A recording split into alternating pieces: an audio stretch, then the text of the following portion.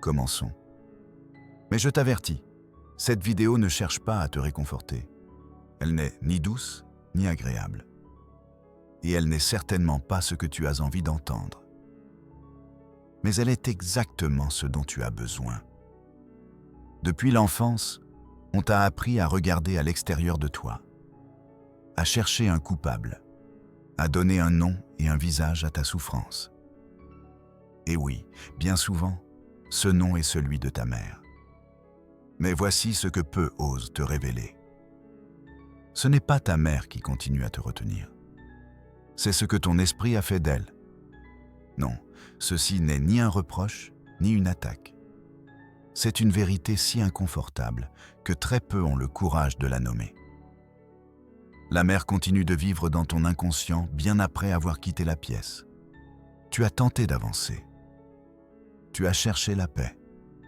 Mais la paix ne vient pas tant que tu es encore prisonnier d'une guerre que tu ne reconnais pas. Laquelle?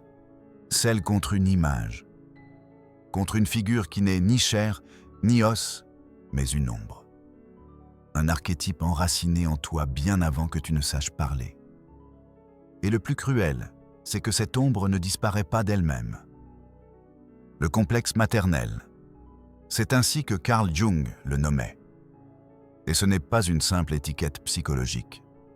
C'est une prison émotionnelle aux barreaux invisibles. C'est cette voix qui te juge sans jamais parler. Ce vide que rien ne parvient à combler. Ce besoin d'approbation que tu traînes depuis l'enfance. Et le plus tragique dans tout cela, ce n'est même pas à toi que cela appartient. C'est un héritage, un écho, une cicatrice sur la peau de l'âme. Et tu te demandes peut-être, comment guérir quelque chose d'aussi profond? C'est là que commence le véritable travail. Car tant que tu continues à voir ta mère comme une figure toute puissante, que ce soit pour l'idéaliser ou pour la blâmer, tu ne vois pas ta mère, tu vois un mythe, une projection, une image déformée par des années de besoins inassouvis, de blessures sans nom, de silences lourds de ressentiment. Et le pire, c'est que ce mythe gouverne ta vie bien plus que tu ne veux l'admettre. Chaque décision prise pour être approuvée, chaque relation qui échoue parce que tu attends qu'on te sauve, chaque fois où tu n'arrives pas à poser tes limites. Tout cela plonge ses racines bien plus loin que tu ne le crois. Dans un regard qui manquait, dans une étreinte jamais donnée, dans un mot jamais prononcé. Et maintenant, tu es adulte. Mais au fond, tu es encore cet enfant qui attendait que maman dise que tout ira bien. Mais voici la part la plus brutale. Cela n'arrivera plus. Car guérir, ce n'est pas l'avoir changé. Guérir, c'est cesser d'attendre qu'elle le fasse. Et cela est dévastateur. On t'a dit que le pardon était la clé, qu'il fallait la comprendre. Te mettre à sa place. Et oui, tout cela peut t'aider. Mais pas si tu ne commences pas par l'essentiel. Regarder en toi-même. Et reconnaître que cette blessure n'est plus la responsabilité de personne. Elle est tienne. Uniquement tienne.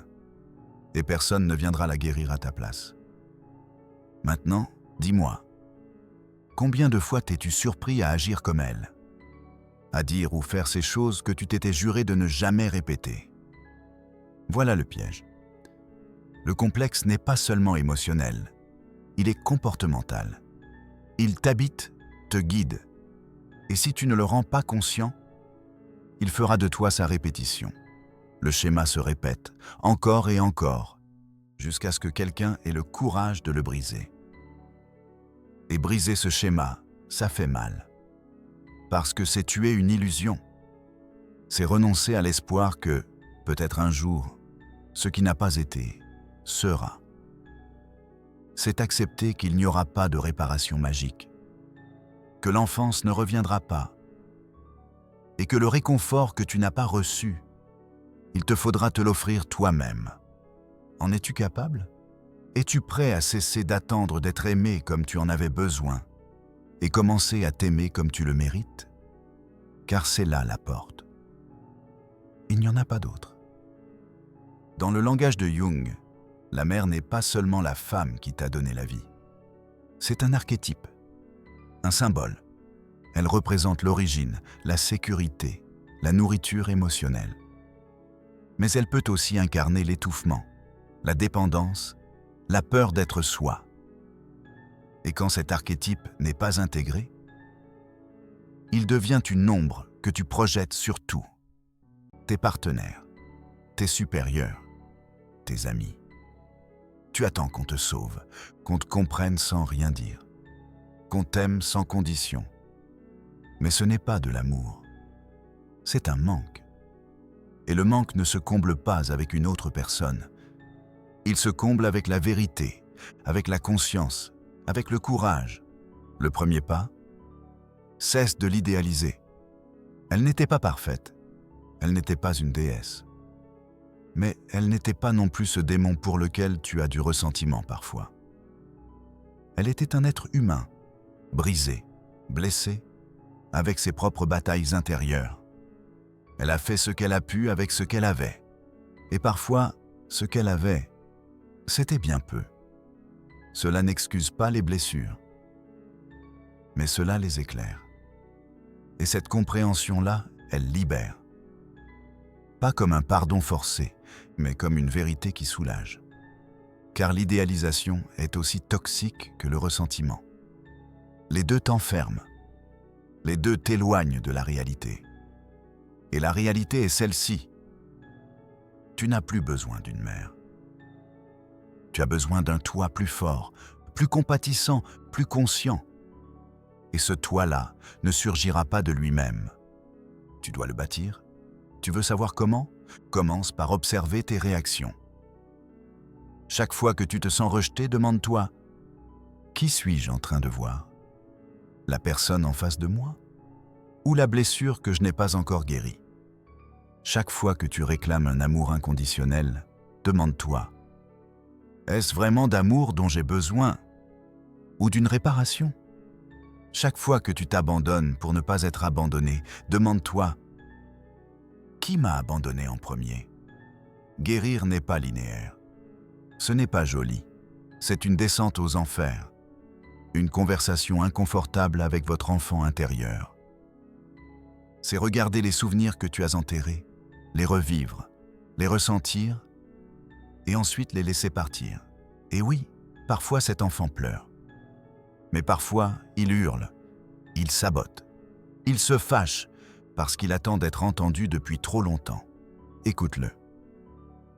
Ne cherche pas à l'apaiser avec des phrases creuses. Ne le couvre pas d'une spiritualité bon marché. Laisse-lui de la place. Demande-lui ce dont il avait besoin et donne-le lui, toi-même. La compassion envers soi, ce n'est pas une faiblesse. C'est un remède, le seul qui fonctionne quand tout le reste échoue. Et pour cela, il faut du courage. Car une partie de toi a appris à se mépriser, à se blâmer, à s'exiger, à reproduire la même punition qu'on lui a un jour infligée. Brise ce cycle. Se rééduquer émotionnellement, ce n'est pas juste lire des livres, c'est se voir autrement. Créer de nouvelles réponses. Cesser de chercher des mères au mauvais endroit. Car soyons clairs, le monde ne te donnera pas ce que tu n'as pas reçu. Il n'est pas fait pour ça. Le monde exigera de toi. Il te jugera. Il t'ignorera. Et c'est là, au milieu de ce chaos, que vous devez vous construire. La liberté émotionnelle commence quand tu cesses de répéter le schéma, quand tu choisis autre chose, quand tu réalises que tu n'as plus 5 ans, que tu n'es plus enfermé dans cette maison, que tu ne dépends plus d'une caresse, que tu n'as plus besoin de permission pour être toi-même. Mais une part de toi le croit encore. Elle espère encore. Elle supplie encore, en silence. Cette part n'est pas coupable. Mais tu as, toi, la responsabilité de la guérir. Fais-le. Pas demain. Pas quand tu te sentiras prêt. Fais-le maintenant. Car si tu attends d'être prêt, tu ne commenceras jamais. La guérison ne vient pas dans le calme. Elle vient au milieu du bruit, du chaos, de la peur. Et quand elle arrive, Elle ne ressemble pas à ce que tu attendais. Elle ressemble à une perte, à un vide, à un silence. Car guérir, c'est aussi dire adieu à une part de toi que tu connaissais bien. C'est quitter le rôle de victime. Cesser d'attendre et commencer à agir. Est-ce que ça fait mal? Oui. Mais il est encore plus douloureux de rester là où tu es. Alors regarde-toi, mais vraiment, et demande-toi, quelle part de ma souffrance appartient encore à cette figure intérieure que j'appelle maman? Et combien de temps encore vais-je lui laisser le pouvoir de me contrôler? Fais la paix, pas avec elle, avec toi-même. Car au fond, la mère la plus importante, ce n'est pas celle qui t'a élevé, c'est celle que tu choisis d'être envers toi-même. Et celle-là n'est pas encore née. Et maintenant que tu es là, après avoir osé regarder ce que tant préfèrent t'ignorer, laisse-moi t'emmener plus loin encore. Car il reste une zone que nous n'avons pas explorée. Une couche plus obscure, plus dissimulée, mais d'une force redoutable. La loyauté invisible. Oui, tu as bien entendu. Une fidélité que tu n'as pas choisie, mais qui te dirige comme si un fil était attaché à ton âme. Peu importe tes progrès, les livres que tu lis, les thérapies que tu entreprends. Si tu ne comprends pas ce principe, tu reviendras toujours au même point. Tu veux savoir ce piège secret? Je vais te le dire. Ton inconscient croit que si tu dépasses ta mère, tu l'as trahie. Voilà à quel point le mécanisme est pernicieux. Et ne cherche pas à comprendre avec ta raison. Cela ne se pense pas, cela se ressent. C'est imprimé profondément dans ton système émotionnel, parce que tu as grandi en apprenant que ton identité était liée à la sienne. Que ce qu'elle a vécu, souffert ou cru, tu devais aussi le porter. Sans le savoir, tu as fait un pacte silencieux, une promesse invisible qui dit « Je ne serai pas meilleur que toi, maman. Je ne serai pas plus libre que toi. Je ne guérirai pas complètement si tu ne l'as pas fait avant moi. » Tu vois la prison? Et le plus tragique, c'est que cette prison ressemble à de l'amour. Il ne s'agit pas de haine ou de colère. Il s'agit d'une fidélité inconsciente qui te lie à sa douleur, à sa frustration, à ses limites. C'est pourquoi tu répètes des histoires que tu ne comprends pas. C'est pourquoi, chaque fois que tu es sur le point d'accomplir quelque chose de grand, tu te sabotes. Parce qu'une partie de toi murmure « Si je suis heureuse et qu'elle ne l'a pas été, alors je suis déloyale. » Mais voici une vérité brutale. Ta douleur ne l'honore pas. Ton immobilisme ne la sauve pas. Ton malheur ne la répare pas. Alors pourquoi continues-tu à porter ce qui ne t'appartient pas? Il existe une scène qui se répète dans des milliers d'âmes blessées. L'enfant qui ne s'autorise pas à vivre pleinement pour ne pas blesser les sentiments d'une mère qui n'est plus là ou qui ne l'a jamais vraiment été. Comme si, au fond de toi, tu voulais lui dire « Regarde maman, moi aussi je souffre, comme ça tu n'es pas seule dans ta tristesse. » Et c'est ça qui est en train de te tuer. La véritable trahison, ce n'est pas de quitter son histoire, c'est de continuer à la répéter. Car si tu l'aimes vraiment, si tu veux réellement te libérer sans la renier, alors tu dois comprendre une chose essentielle. Honorer la mère, c'est la dépasser.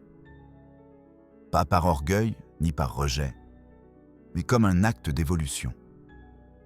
Elle t'a donné la vie, à toi de la multiplier, pas de la restreindre. Tu dois transformer cette douleur héritée en quelque chose de nouveau, en conscience, en transformation, en vie authentique. Mais pour cela, tu dois rompre le vœu secret, celui que tu as formulé avant même de savoir parler, celui qui dit « Je ne serai pas plus libre que toi ». Brise cette promesse, non avec colère, mais avec amour. Dis-lui en silence même si elle n'est plus là ou ne peut pas t'entendre. Maman, merci pour ce que tu as pu me donner. Mais à présent, je prends un autre chemin. Et ce chemin ne mène pas vers le ressentiment, mais vers ta liberté. Tant que tu restes piégé dans cette fidélité cachée, tout devient répétition. Tu répéteras ses peurs, ses frustrations, sa manière d'aimer, son incapacité à poser des limites, son besoin d'être accepté, sa culpabilité, son sacrifice, sa douleur. Et tu le feras sans même t'en rendre compte. Réalises-tu combien de décisions dans ta vie ont été dictées par cette ombre? Peut-être est-ce pour cela que tu ne supportes pas le rejet. Peut-être est-ce pour cela que tu te sens coupable quand les choses vont bien. Peut-être est-ce pour cela que tu choisis des partenaires qui te font sentir inférieur. Non pas parce que tu es faible, mais parce que tu es loyal. Mais cette loyauté a un prix immense, ta vie. Et si tu oses la remettre en question, la regarder en face, quelque chose s'ouvre. Un vide apparaît, un silence étrange, car pour la première fois, tu sépares ton identité de la sienne. Pour la première fois, tu dis « Je ne suis pas toi et tu n'es pas moi ». Et pour l'enfant que tu as été, cela ressemble à un abandon. Mais pour l'adulte que tu peux devenir, c'est une naissance. C'est là que tout commence. Et il ne s'agit pas de rompre le lien, mais de le redéfinir en toi. Car même si ta mère a été la plus aimante, la plus froide, la plus absente ou la plus envahissante, ce qui importe, ce n'est pas elle. C'est la place que tu lui as donnée dans ta psyché. Et cette place, si tu ne l'organises pas, devient un hôtel ou une prison. Soit tu l'idéalises, soit tu t'enchaînes à elle. Mais dans les deux cas, c'est une distorsion. La seule voie vers la guérison consiste à démonter le fantasme. Et ce fantasme prend bien des formes. La mère martyre, la mère parfaite, la mère sacrifiée, la mère omniprésente. Aucune de ces figures n'est réelle. Ce sont des constructions de ton esprit, des mythes qui t'empêchent de voir l'essentiel. Qu'elle aussi fut une fille. Qu'elle aussi a traîné ses fantômes. Qu'elle aussi a été victime de son époque. Qu'elle a aimé comme elle a pu. Qu'elle aussi a échoué. Et toi, tu n'es pas là pour répéter son destin. Tu es là pour quelque chose de plus grand. Pour transformer cet héritage émotionnel en sagesse. Pour rendre conscient l'inconscient. Pour fermer un cycle. Pour que tes enfants, si tu en as ou en auras, ne portent pas ce que tu portes aujourd'hui. Car c'est cela, l'héritage. Pas des objets, pas des gènes, mais des schémas non résolus, des émotions non digérées, des traumas tuent, le poids de ce qui n'a jamais été dit. Et voici la partie la plus importante de tout cela. Tu ne peux pas changer le passé, mais tu peux changer la manière dont il vit en toi. Fais-le. Pas pour elle. Pour toi. Tu n'as pas besoin de rompre avec ta mère. Tu as besoin de rompre avec l'archétype déformé que tu portes en toi. Tu dois déconstruire cette voix intérieure qui te juge chaque fois que tu brilles. Tu dois questionner cette culpabilité que tu ressens chaque fois que tu te choisis. Et cette libération n'est pas contre elle. Elle est pour toi. Car la blessure originelle ne détermine pas ton destin. Ce qui le détermine, c'est ce que tu en fais. Alors, voici la question finale. Combien de temps encore vas-tu rendre hommage à un schéma qui ne te sert plus? Combien de temps encore vas-tu vivre en portant une histoire que tu n'as même pas commencée? Le moment est venu de transformer cette douleur héritée en moteur. De cesser de survivre pour commencer à vivre.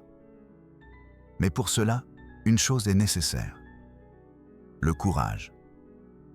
Le courage de rompre la loyauté. Le courage de te reconstruire sans cette figure qui t'a tout donné ou tout refusé. Le courage de te regarder dans le miroir et de dire « C'est moi, maintenant, qui prend soin de moi. Et lorsque tu le feras, lorsque tu te choisiras, lorsque tu te libéreras, alors, et seulement alors, tu honoreras véritablement ta mère. Car le plus bel hommage que tu puisses lui rendre à celle qui t'a donné la vie, c'est de la vivre pleinement. Et juste au moment où tu crois avoir lâché prise, lorsque tu crois avoir enfin rompu cette loyauté intérieure, quelque chose d'autre surgit, plus subtil, plus difficile à détecter, plus traître, l'auto-abandon émotionnel. Et oui, cela est directement lié à l'archétype maternel encore vivant dans ton ombre. Car que fait un enfant quand il ne reçoit pas les soins émotionnels dont il a besoin? Il s'adapte, il se tait, il apprend à s'ignorer, à réprimer, à faire semblant que ça ne fait pas mal. Et cette capacité de survie devient, des années plus tard, ton mode de vie. As-tu remarqué comment tu te traites? Comment tu te parles intérieurement? Comment tu t'exiges des choses que tu ne demanderais jamais à quelqu'un que tu aimes? Ce n'est pas un hasard. C'est la continuation du même schéma. C'est ainsi que cet archétype mal intégré s'exprime en toi.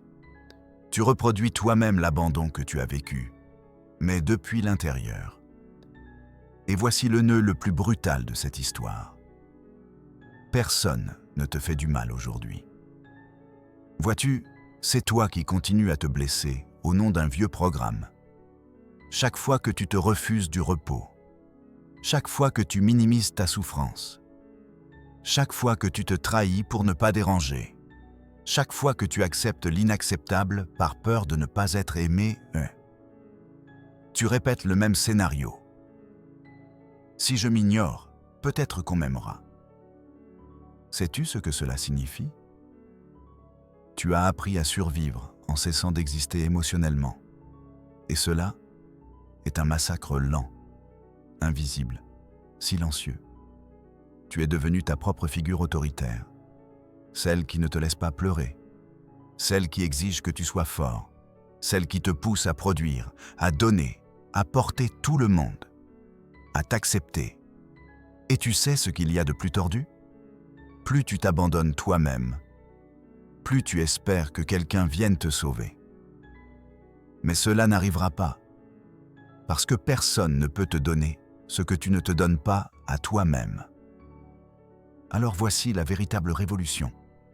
Commence à prendre soin de toi comme personne ne l'a jamais fait. Sois ta propre mère intérieure. Rééduque-toi depuis zéro.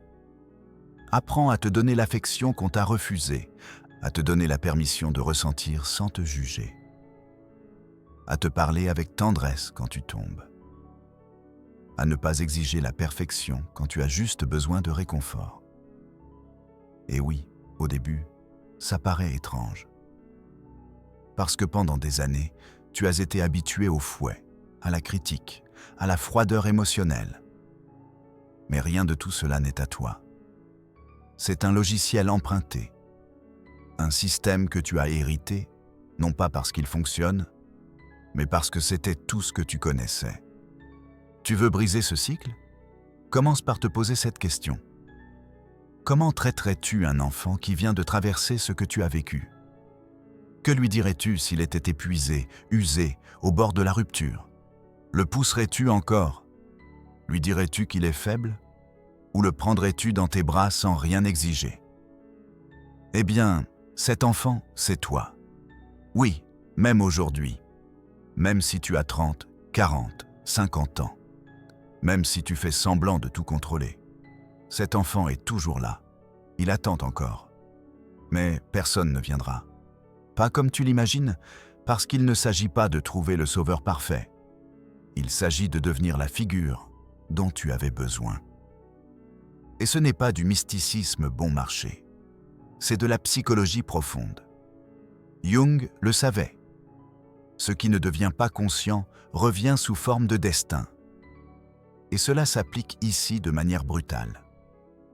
Si tu ne te rends pas conscient de ton propre abandon de soi, tu le répéteras dans chaque relation, chaque emploi, chaque décision. Tu vivras dans la rareté, la faim affective, le besoin d'être sauvé. Et le paradoxe, c'est que tu cesses de vouloir être sauvé quand tu deviens ton propre refuge. Difficile? Évidemment, car personne ne t'a appris à faire cela. On t'a appris à performer, à te comparer, à prouver ta valeur, mais pas à soutenir ton monde intérieur, et encore moins à embrasser tes propres ombres. Et voici une autre pièce oubliée, la mère intérieure négative. Cette voix que tu portes en toi et qui n'est pas la tienne. Celle qui te dit que tu n'es pas à la hauteur, que tu es en retard, que tu ne mérites pas, que tu devrais ressentir autre chose. Cette voix, ce n'est pas toi. Mais tu l'as adoptée comme ta conscience. Et ce n'en est pas une. C'est une figure intériorisée, une énergie archétypale déformée qui occupe l'espace de ton estime de soi. Et tant que tu ne la déconstruis pas, tu vivras en croyant que ton pire ennemi, c'est toi. Et ce n'est pas vrai. Tu ne fais que répéter ce que tu as appris. Alors, comment la déconstruire? En l'écoutant. Oui, en l'écoutant. Parce que ce que tu résistes persiste, mais ce que tu observes se transforme.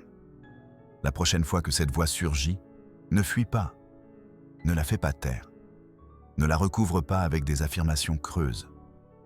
Regarde-la, demande-lui « D'où viens-tu? À qui appartiens-tu? Qu'es-tu en train de me répéter qui n'est même pas à moi ?» Et tu verras les fils, tu verras l'origine. Et à ce moment-là, quelque chose en toi s'éveillera. Pas comme une illumination mystique, mais comme une clarté brutale. Tu comprendras que tu vivais piégé dans un discours que tu n'avais jamais remis en question.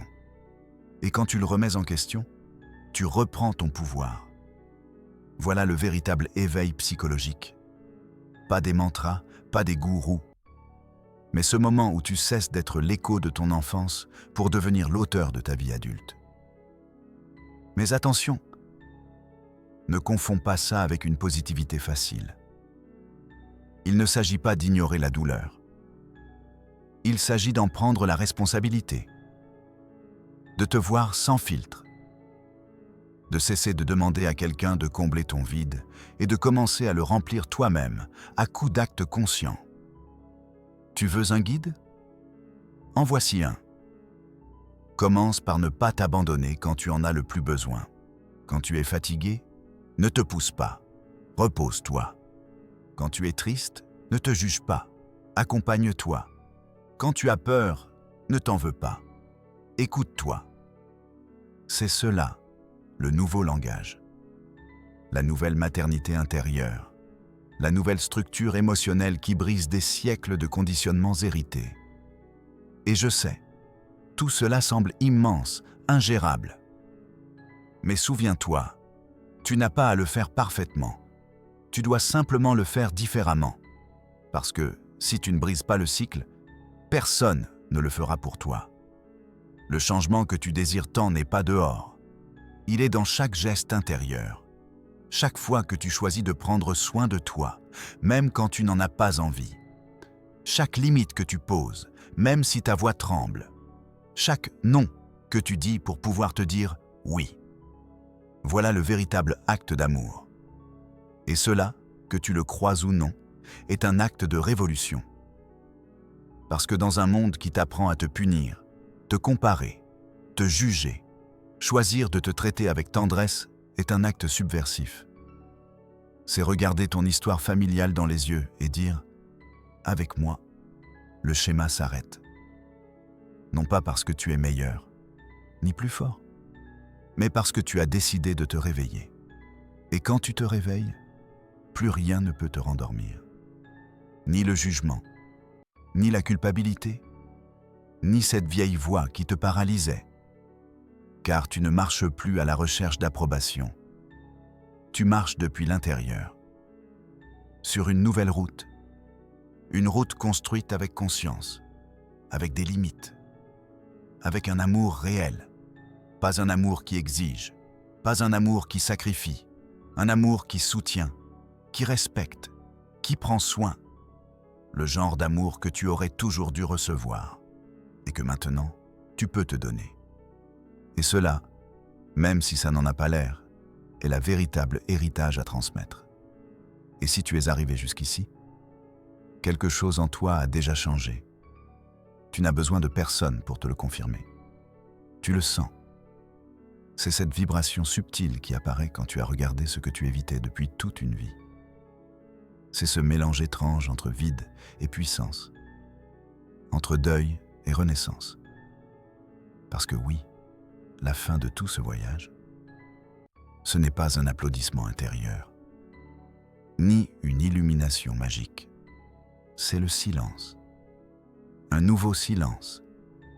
Un silence propre. Parce que tu as enfin osé briser le bruit de ce que tu as hérité. Maintenant tu comprends pourquoi tu ne savais pas qui tu étais. Pourquoi il était si difficile d'être en paix avec toi-même. Parce que tu étais habité par des voix qui n'étaient pas les tiennes, chargées de besoins qui ne sont pas nés avec toi, réagissant à une douleur venue de générations passées. Mais plus maintenant. Ce qui reste désormais t'appartient. Ton espace, ton identité, ta voix. Et voici la partie la plus intéressante. Ce n'est pas que tu vas vivre sans blessure. C'est que pour la première fois, tu vivras avec elle en pleine conscience. Et cela change tout. Parce que les blessures ne sont pas le problème. Le problème, c'est de vivre en fuyant, en faisant semblant qu'elles n'existent pas, en croyant que si tu ne les nommes pas, elles disparaîtront. Mais elles ne disparaissent pas. Elles se transforment quand tu les regardes. Quand tu les nommes, quand tu les traverses, et à cette traversée finale, juste là, quelque chose naît. Ta véritable maturité émotionnelle. Pas celle basée sur le contrôle ou la froideur, mais celle qui accepte que coexistent en toi des parts blessées et des parts sages. Des parts qui pleurent encore, et des parts qui ont déjà appris à tenir bon. Tu sais ce que ça signifie? Tu as franchi le seuil, ce point de non-retour où tu cesses d'être l'enfant symbolique du passé pour devenir le père ou la mère symbolique de ton présent. Tu ne vis plus depuis ce qui t'a manqué. Tu vis depuis ce que tu choisis de créer. Et ça, c'est une puissance que très peu atteignent. Parce qu'elle demande du courage, une honnêteté brutale et une volonté presque sauvage de lâcher les excuses, les justifications, les peurs héritées et de commencer à vivre depuis l'intérieur, pas depuis l'écho d'une vieille histoire. Et maintenant que tu sais cela, qu'en feras-tu? Car ici s'arrête la vidéo. Mais commence ce qui compte, la partie invisible, celle que personne ne verra, mais que tu ressentiras chaque jour, dans chaque choix, dans chaque nouvelle façon de te traiter. Chaque fois que tu ne répètes pas le schéma, chaque fois que tu choisis avec conscience et non par manque, et cela, même si personne ne l'applaudit, est une forme de liberté qu'on ne peut acheter. Alors je te laisse une dernière idée. Une qui peut résumer tout ce que tu viens de lire, mais avec d'autres mots. Une phrase à garder, à répéter, à tatouer sur ton âme. Quand l'amour de soi naît d'une douleur guérie, il cesse d'être une tendance et devient une révolution silencieuse. Et si tu es allé jusqu'au bout, écris-le quelque part. Je suis la fin du schéma. Parce que si tu es arrivé ici, tu n'es déjà plus la même personne. Tu as vu ce que beaucoup ne veulent même pas regarder. Et si cela t'a secoué, fait réfléchir, toucher une partie endormie en toi, souviens-toi, ce n'est pas pour me suivre, c'est pour te retrouver. Car ici, on ne vient pas flatter les égos, mais éveiller les consciences. Et le voyage ne fait que commencer. Alors fais quelque chose qui te fait un peu peur. Parle-toi comme tu ne l'as jamais fait. Reste en silence. Essaie. Ou regarde-toi sans jugement pendant 10 secondes. 10 secondes. Ça suffit pour commencer. Parce que quand tu changes la manière dont tu te traites, le monde change la manière dont il te répond. Et Et si tu ne me crois pas, essaie. Mais essaie depuis là, depuis ce lieu profond, là où tu n'as plus besoin d'être sauvé. Parce que maintenant, enfin, tu sais que le Sauveur, c'était toi. D'ici là, que le monde en frémisse lorsque tu commenceras à vivre sans répéter ce qui t'a brisé.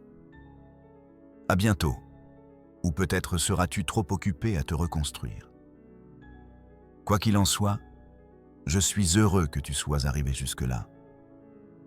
Prends soin de toi.